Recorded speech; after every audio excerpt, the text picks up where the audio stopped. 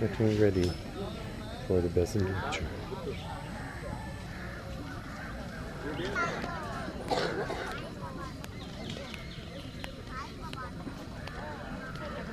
How are you?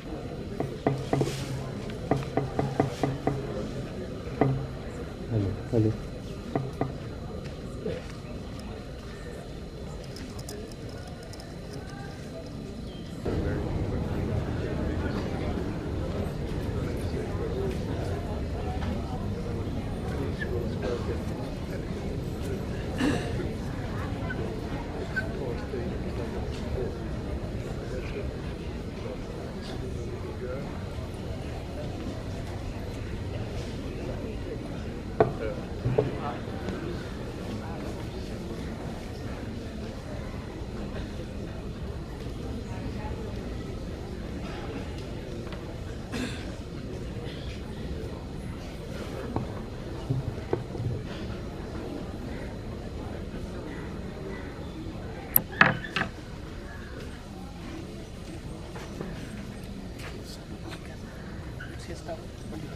Don't shake the bench.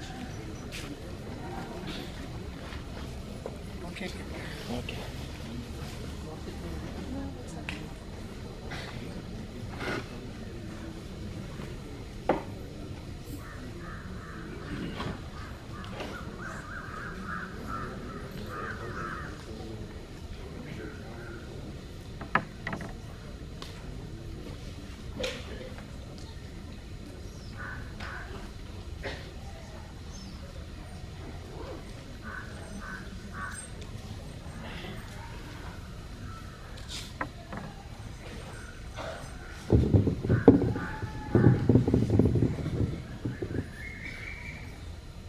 Good evening, friends.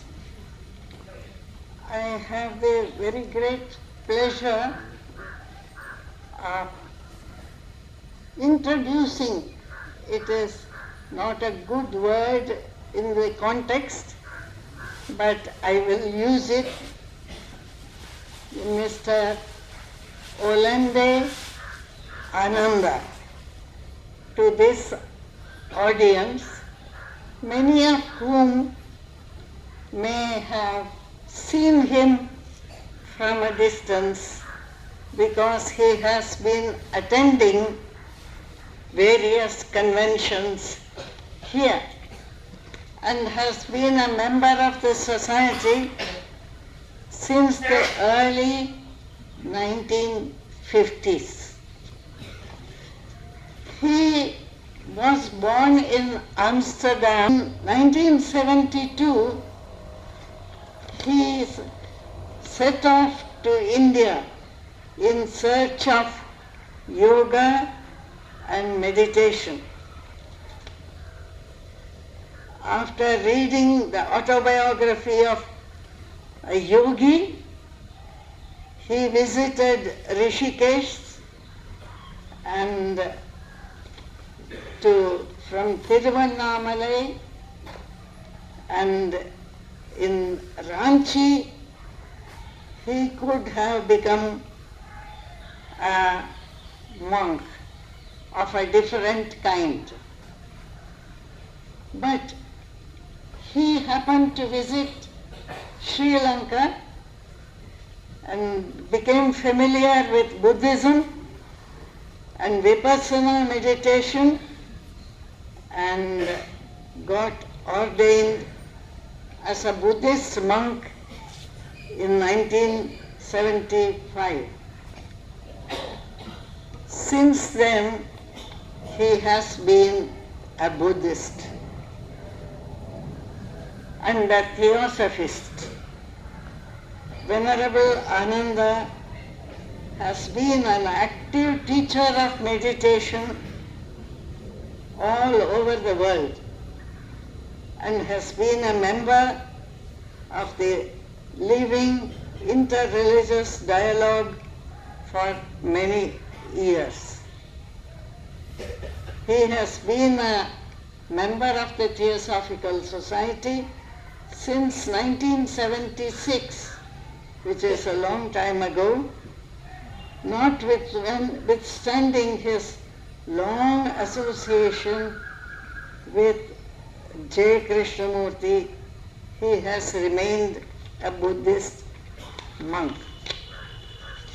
And I have great pleasure in inviting him to speak on this occasion and deliver us the Besant lecture, to which he has added a great deal by agreeing to speak. Venerable Ananda.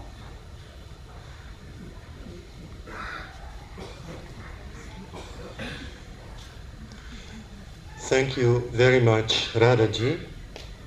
It was so kind of you to invite me. I'm honored and humbled by your kind invitation to deliver the Besant lecture this year. And I would like to, at your invitation, speak about Buddhism. Now that's a very general topic. And when we think of Buddhism, we could think of the two parts of the word, Bud and ism.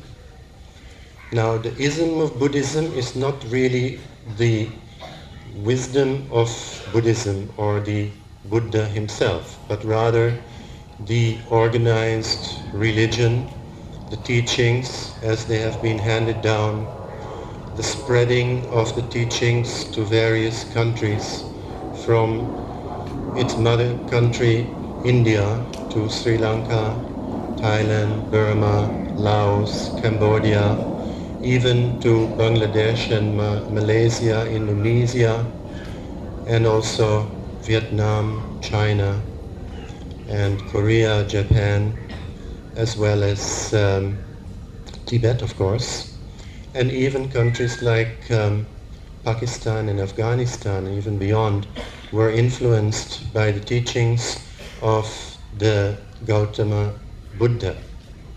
And nowadays also you find a surge of the spreading of Buddhism to non-Asian countries, Australia, New Zealand, and also United States, even South America and Europe. There are a lot of Buddhism centers, Buddhist centers in those countries of various denominations, from the Theravada, the oldest school, to Mahayana of various shades and forms of the Japanese, Korean, Chinese and Vietnamese forms, as well as, especially since the invasion into Tibet, the spreading of Tibetan Buddhism around the world, of which His Holiness the Dalai Lama is the great propounder and the one and only, I would say, main figure who has helped to make the Buddha's teachings really well known in the non-traditional Buddhist countries and the West especially. So then the ism part of Buddhism is actually the organized religion. When people ask, is Buddhism really a religion? Or is it a philosophy? Or is it a way of life? I usually say that it is something of all three, because it is in a sense an organized religion, because it has its founder, Gautama Buddha, Prince Siddhartha, who became enlightened more than 2,500 years ago, and it has the nuns and the followers, as well as the teachings in the form of the Tipitaka in Pali, Tripitaka in Sanskrit, the three baskets in which the teachings have been put in and systematized, canonized, you could say, like the rules and the regulations for the Sangha, as well as the sutras, the sayings, the discourses that the Buddha has given in various lengths, the shorter sayings, the medium sayings, the long sayings, the numerical sayings, and so on. It has all been systematized and written down, and in that sense, you could say Buddhism is a kind of organized religion. However, although it is organized, it is one of the religions which is, I think, the least organized in the sense of not imposing its teachings on individuals, but rather leaving it up to the individual to research it, to study it, and to accept it if they find it reasonable, not against our feelings and reason. And the Buddha had actually told to the Kalamas in the Kalama Sutta, don't accept anything just because it is accepted by the majority of people, or because it has been written down in the scriptures, or because your teacher tells you, or even because I'm telling you. Just figure out for yourself whether this is reasonable, whether it leads to the good of yourself and that of others, peace and happiness for yourself and others. And if it is so, then only accept it. If not, you don't need to accept it. So it is, in a way, a free thinkers movement, you could say. And then the question whether Buddhism is a philosophy or a way of life. I would say it is a philosophy, but not some kind of philosophy which is floating in the air without having its feet on the ground. It is a practical philosophy, just like someone said yesterday about the Bhagavad Gita. It is a philosophy, but it also has its very practical points. It's not a theory, but it is based on experience, and it is a philosophy in the sense that it loves truth and knowledge. And not only knowledge, but especially wisdom. So, it is in a sense a way of life if one inculcates and practices the teachings of the Buddha and make it part and parcel of one's daily life. Then one could say Buddhism is a way of life. So therefore, I would say Buddhism has all these three aspects of a organized religion, a philosophy, and also a way of life. In today's talk, I would also like to touch upon some comparisons with other teachings, especially since, as Radhaji said in the introduction, my association with J. Krishnamurti, since I listened to his first talk in 1971, not his first talk, the first time that I listened to Krishnamurti was in Amsterdam in 1971, and later on from here across the bridge from 1976 onwards, and in many places also in Zanen and England. But I think that Krishnamurti also epitomizes the teachings of the Buddha in a different way, but the essence of Krishnamurti's teachings, especially on awareness, mindfulness, attention, is very, very similar to what we find in the Buddha's teachings on the development of mindfulness in the Satipatthana Sutta. But of course, Krishnaji avoided any kind of systematization or asking people to just repeat a mantra or repeat a technique or just practice this and you'll get there, but rather discourage that. So there's a big difference in a sense that Krishnamurti could show you the path in a way, but without a path. Since his famous speech in 1929 in the summer camps in Oman, where he said that truth is a pathless land and no system, no technique, no organization can get you there. And therefore he dissolved the Order of the Star of the East and left people sort of suspended in mid-air, which he kept on doing actually, keeping people suspended in mid-air, and you figure it out yourself. So, as a Buddhist teacher of meditation, I do teach some kind of methods, if you like to call it, or some techniques, but I always also emphasize that it is not the technique itself, but rather the technique as a means to get to insight, wisdom, and liberation.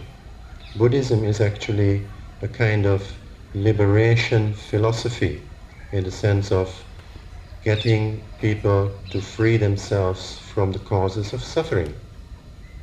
And that also we find in various other philosophies and religions, of course. But to me, the Buddha's teachings, being so free and giving a lot of freedom of thought, I found that without any kind of compulsion or dogmas, and the freedom to explore, were very suitable and akin to my background of humanistic and free thinkers family. But also, as Radhaji mentioned, in my travels throughout India in search of yoga and meditation, I did visit Tiruvannamalai and got in touch a little bit with the Advaita Vedantin teachers, and became a little familiar with that. So I would also like to touch upon the similarities perhaps and possibly the differences between the Buddha's teachings and Advaita Vedanta. As far as I can see, in Advaita Vedanta, the practitioner is supposed to realize that the individual Atman is actually, really speaking, one with the Paramatman. And the illusion is that they are separate. Just like the air inside the pot is exactly the same air as outside the pot, but the pot might think it is a different entity, or the wave in the ocean deeming itself different from the ocean. It's really one with the ocean. Similarly, the individual self is supposed to be, according to the Advaita teachings, really, when the delusion or the illusion drops away, the realization of oneness. Now, in Krishnamurti's teachings, of course, when we say the observer and the observed are really one, that also comes very close to this kind of concept. And as long as there is a center or an I or a me trying to reach something like liberation or moksha or nirvana, and doing all kinds of things to reach it, as long as there's this center, there would also be a circumference, as Krishnamurti used to call it, and therefore there is also some kind of conflict involved in it, some kind of dukkha. So that brings me to the difference also between bhakti and jnana. There are different kinds of approaches, as you all know. In the Bhagavad Gita also, each individual has its own, or his or her own, way of reaching the Supreme. And some people who are more devotionally inclined find that through Bhakti Yoga they find the Supreme. Others through action, the Karma Yogis. And yet others, the Jnana Yogis, through wisdom. Now in Buddhism, we find actually more the approach of Jnana Yoga, the approach of wisdom. Although loving kindness, universal loving kindness, Maitri or Metta, and also compassion, Karuna, are integral parts of the Buddha's teachings. It is not only wisdom, knowledge, and theory or thought which can get you there. The different levels of faith, devotion, and wisdom have to be balanced, just like the two wings of a bird. A bird cannot fly if it has only one wing. And therefore, these factors also are mentioned in Buddhism, but I would still think that Buddhism comes more under the aegis of jnana yoga. And the prajna, the wisdom that the Buddha talks about in the Eightfold Noble Path, we find, you see, the teachings of the Buddha summarized actually in what is called the Four Noble Truths, as most of you would know. The truths of dukkha, dukkha meaning some kind of suffering or dissatisfaction, some kind of conflict or stress or discrepancy between what is and what you want it to be. And that dukkha has its individual, the experience of dukkha or suffering or unsatisfactoriness. You know, the translation of the word